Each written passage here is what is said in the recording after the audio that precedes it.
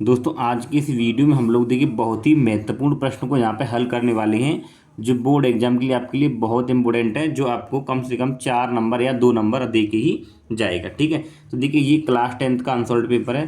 तो देखिए इसमें भी देखिए ये आपका सेट नंबर 2024 का है। ठीक है ना, तो देखिए इसमें देखिए ये क्वेश्चन ऐसे ही पूछा है कि यहाँ पर रूट 3 दे रखा है, वहाँ रूट 2 है। करने का तरीका एक ही रहता है, ठीक है ना, केवल यहाँ पे संख्या चेंज है। तो चलिए हम इसको स्टार्ट करते हैं। तो देखिए हम इसको करते कैसे हैं, सबसे पहले आप लोग यहाँ पे लिख दीजिए हल। ठीक है, अब आपको यहाँ पे करना क्या है, देखिए इसने बोला है कि सिद्ध कीजिए कि रूट 2 एक अपरमेय संख्या है। हमें इसका जस्ट उल्टा मान के चलना है। ठीक है ना, मान के क्या चलना है, देखिए हम लोग यहाँ पे लिखेंगे माना रूट 2 एक परमेय संख्या है। इसने अपर में बोला तो हमें इसका उल्टा मानना है। हमने माना है कि रूट 2 एक परमेय संख्या है। ठीक है, अगर ये परमेय संख्या है तो हम इसको कैसे लिख सकते हैं कि रूट 2 बराबर ए अपॉन बी। क्योंकि भाई परमेय मान रहे हैं तो परमेय संख्या को तो हम बट्टे के रूप में लिख सकते हैं। तो हमने इसको मान लिया कि रूट 2 बराबर क्या हो जाएगा, ए बट्टे बी। ठीक है ना, हमें यहाँ पे लिखना है क्या, जहाँ B not is equal to 0।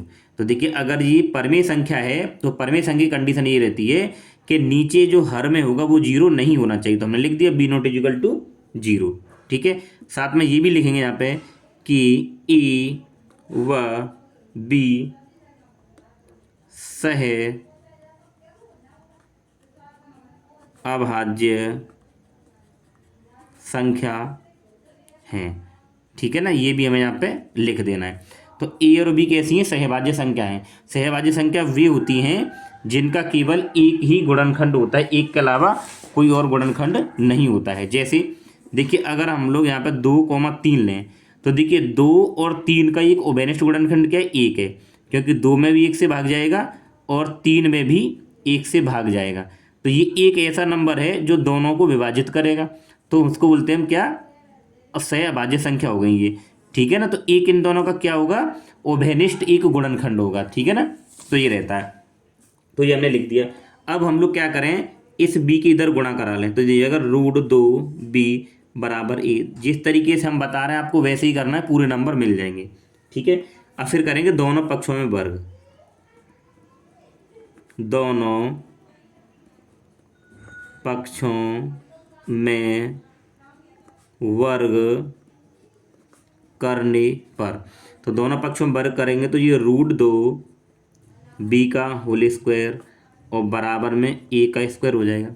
जब रूट 2 का वर्ग करेंगे तो ये 2 आ जाएगा और बी का वर्ग करेंगे तो ये बी स्क्वायर और बराबर ए का वर्ग करेंगे तो क्या हो जाएगा, ए स्क्वायर। ठीक, अब हम लोग यहाँ से क्या करें कि यहाँ से हमें देखिए क्या करना है कि इस 2 को इसके भाग में पहुँचा दें। तो ये हो जाएगा बी स्क्वायर बराबर ए स्क्वायर बट्टे में, देखिए ये गुणा में तो इधर भाग में आ जाएगी।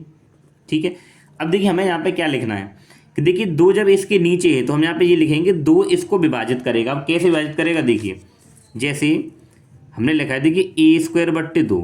अगर मान लीजिए इस ए की जगह पे 2 होता तो 2 का वर्ग करेंगे कितना होगा, 4, और बट्टे में नीचे 2 है तो 2 से ये 2 कटेगा, जो 4 कटेगा 2 बार कट गया। तो हम ये कह रहे हैं कि 2 ए स्क्वायर को विभाजित करेगा। देखिए अब हम यही चीज़ यहाँ पे लिखने वाले हैं। ठीक है, तो हम यहाँ पे लिखेंगे कि ए स्क्वायर, सॉरी यहाँ पे देखिए क्या है, ए स्क्वायर किससे विभाजित है, 2 से। ए स्क्वायर 2 से विभाजित है। जब ए स्क्वायर 2 से विभाजित है तो ए भी 2 से विभाजित होगा, ये भी हम यहाँ पे लिखेंगे। ठीक है, तो ए भी 2 से विभाजित होगा। ठीक है ना भाई, जब ए स्क्वायर 2 से विभाजित है तो ए 2 से भी विभाजित होगा। ठीक है, अब इसके बाद हम लोग क्या लिखेंगे, देखिए माना, अब हम क्या करेंगे, इस ए के बराबर कुछ मानेंगे। माना ए बराबर हम लोग मान लेंगे यहाँ पे 2c। अब आपको मानना क्या है, आपको ए बराबर, जैसे हम लोगों को रूट 2 सिद्ध करवाया है तो हम लोग यहाँ पे 2c ही मानेंगे। सी की जगह कुछ भी ले सकते हैं आप। अगर यहाँ √3 होता तो ए बराबर यहाँ पे हम 3c मानते, यानी जो सिद्ध करवाया है हमें वही नंबर यहाँ पे मानना होता है। ठीक है, अब हम क्या करेंगे, देखिए इसको हम समीकरण नंबर 1 मान ले रहे हैं। इस ए के मान को समीकरण 1 में लगा दो, जहाँ पे लिखिए ए का मान समीकरण 1 में रखने पर, तो लगा दीजिए b² बराबर, इस ए की जगह पर लगाएंगे 2c, तो 2c का स्क्वायर और बट्टे में क्या है यहाँ पे 2। ठीक है, फिर देखिए b² बराबर 2 का वर्ग करेंगे 4 और c² बट्टे में क्या आ जाएगा 2। ठीक है, अब b² बराबर, अब इस 2 से जब हम इसको काटेंगे तो क्या आ जाएगा 2c²।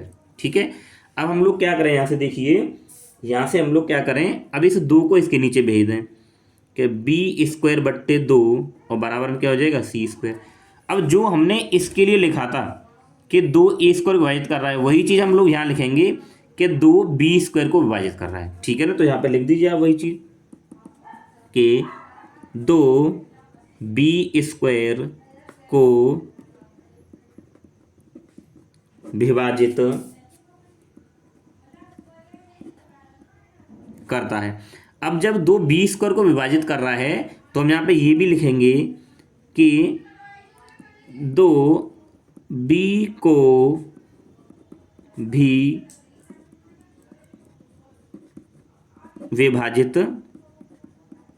करेगा। ठीक है, यानी कि जो चीज़ हमने इस समीकरण 1 के लिए लिखी थी वही चीज़ हमने यहाँ पे इसके लिए लिखी है। ठीक है, अब देखिए, अब आप लोग ये देखिए कि हम लोगों ने ये माना था कि ए और बी क्या है, सहभाज्य संख्या है। सहभाज्य क्या होती है, जो केवल 1 से विभाजित हो। ठीक है, लेकिन हम यहाँ ये देख पा रहे हैं कि ये संख्या 1 से तो विभाजित है, तो ये 2 से भी तो दोनों विभाजित हैं। ठीक है ना, तो ये 2 से भी विभाजित है।